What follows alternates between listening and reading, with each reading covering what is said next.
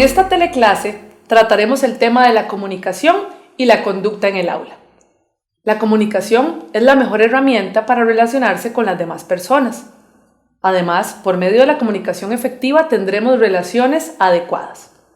Desde niños la comunicación se da, es un proceso que cambia conforme se va creciendo, se moldea. ¿Por qué se moldea? Porque existe una nueva estructura. Si yo me relaciono en la escuela, me voy a relacionar con mis compañeros. Luego cambia cuando voy al colegio, asimismo a la universidad y luego a mi espacio de trabajo. Quiere decir que voy moldeando mis relaciones y de esa manera mi comunicación. Todos estos procesos ocasionan discernimiento y aprendizaje, pues es un contacto nuevo, por lo tanto es un aprendizaje nuevo. El proceso comunicativo es un vaivén de informaciones, es dinámico y nunca acaba. Cuando termina una comunicación, comienza otra instantáneamente. La información debe impactar, debe ser de impacto. Si la información no logra este impacto, no se transmitirá. ¿Por qué? Si a mí alguien me comunica algo y no le pongo atención, no me impactó y no puedo transmitir ese mensaje. Por lo tanto, es importante siempre la escucha activa. Ahora bien, en el proceso comunicativo existen sacrificios. La palabra suena muy extensa, muy amplia y muy fuerte, pero es así. ¿Por qué hay sacrificios? Porque no todas las personas son iguales. Tenemos personalidades diferentes y tenemos que lidiar con esas personalidades dentro del proceso comunicativo. Si alguien es como yo, va a ser más sencillo, pero si no, va a haber un poco de dificultad. Por lo tanto, manejar esta situación se puede convertir en algo complicado y es ahí donde entra el sacrificio. La comunicación se divide en comunicación verbal y en comunicación no verbal. La comunicación verbal es la que se da por medio de la palabra hablada o escrita. En ella intervienen el oído y la voz. El oído para escuchar el mensaje y la voz para comunicar ese mensaje. La comunicación verbal puede ser superficial o puede ser detallada, puede ser espontánea u organizada o relevante o efímera. ¿Por qué? Puedo decir algo que tiene mucha importancia y me preparo para eso, o simplemente se me ocurrió comunicarle algo a alguien en el momento y se lo comenté. La comunicación no verbal está muy ligada a la verbal. Siempre que me comunico verbalmente, lo hago también de manera no verbal. Esta comunicación, o ambas más bien, se tienen desde que se nace. El mejor ejemplo es cuando el niño nace. El niño sale del vientre de su madre, el doctor le pega una nalgadita y el niño inmediatamente llora. Ese sonido es comunicación verbal. Asimismo, el niño empieza a fruncir sus manitas y a mover sus ojitos. Ahí hay comunicación no verbal. Está diciendo algo con su corporalidad. La comunicación no verbal es clave en el proceso de comunicación. Los gestos hablan muchísimo, dicen más que 1000 palabras. Y esta no siempre se controla. Es muy espontánea la comunicación verbal, así que es difícil saber en qué momento vamos a mover nuestro cuerpo o no. Hablando de la conducta, tenemos que es la manera de actuar ante diferentes situaciones. La conducta está muy ligada a la personalidad. Yo me comporto de cierta forma dependiendo de la persona que soy y dependiendo también de la autoestima. Ahora bien, el aula es un lugar de aprendizaje y de socialización, por lo tanto tiene que ser agradable y funcional. No habría nada peor que estar en un espacio en el que no me siento cómoda para tratar de aprender. Entonces, la comunicación dentro del aula empieza desde el hogar, aunque no parezca. Como yo me forjo en el hogar, así voy a hacer en la sociedad y en el aula, y viceversa. Lo que yo consigo en el aula lo voy a reflejar en el hogar y en la sociedad. La conducta depende de las capacidades del docente también, pues el docente es un reflejo, es un ejemplo para los estudiantes. La conducta que el docente tenga, el estudiante probablemente la va a aprender.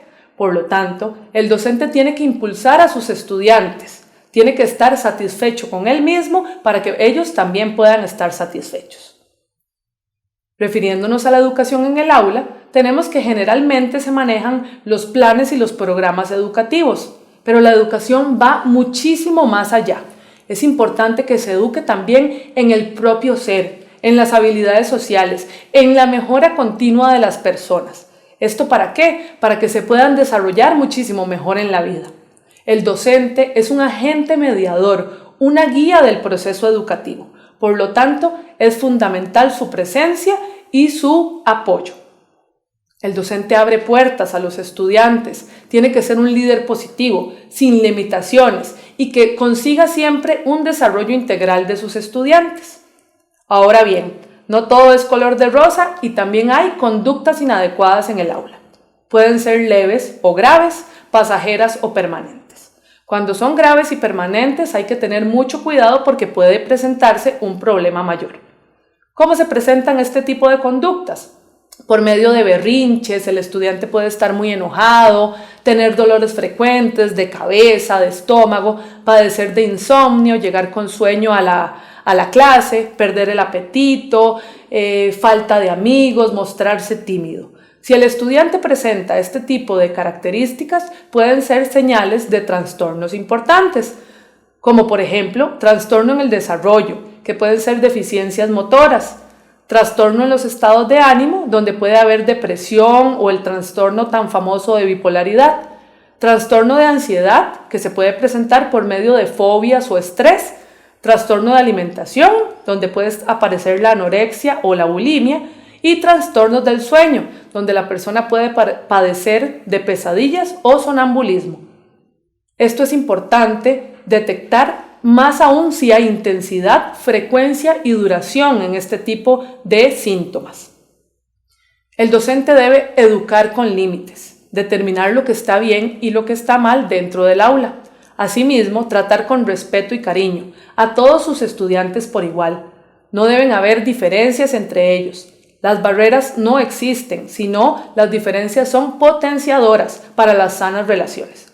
Asimismo, el docente debe estar pendiente de las labores de sus estudiantes, de que estén poniendo atención en la clase y también, sin inmiscuirse demasiado, de cómo se comporta el estudiante en sus horas de ocio, por ejemplo, en los recreos. Asimismo, hay que hacer siempre actividades acordes a los estudiantes. En muchas ocasiones pensamos que la actividad es muy hermosa, pero porque a nosotros como docentes nos gusta, pero tenemos que pensar en la madurez que tiene ese estudiante y en cómo tomará esa actividad que le estamos proponiendo. Existen estrategias de cambio para lograr cambiar las conductas inadecuadas. Por ejemplo, recompensar. Cuando uno recompensa una buena acción, está indicándole al estudiante que eso está bien hecho y que va a recibir un premio por eso. El estudiante se va a acostumbrar y luego va a realizar esta acción sin necesidad de tener ese premio. Luego, castigar. El castigo nunca puede ser el maltrato físico o el maltrato verbal. ¿Cuál es el castigo? La prohibición adecuada de las recompensas. No te doy recompensa porque no está bien hecho lo que está sucediendo. Elogiar. Siempre se debe elogiar cuando se ha hecho algo bien. Y por último, ignorar. Cuando la conducta no es la más adecuada, hay que ignorarla en un nivel correcto para que el estudiante se dé cuenta que lo que está haciendo no tiene mayor importancia y así corrija su conducta.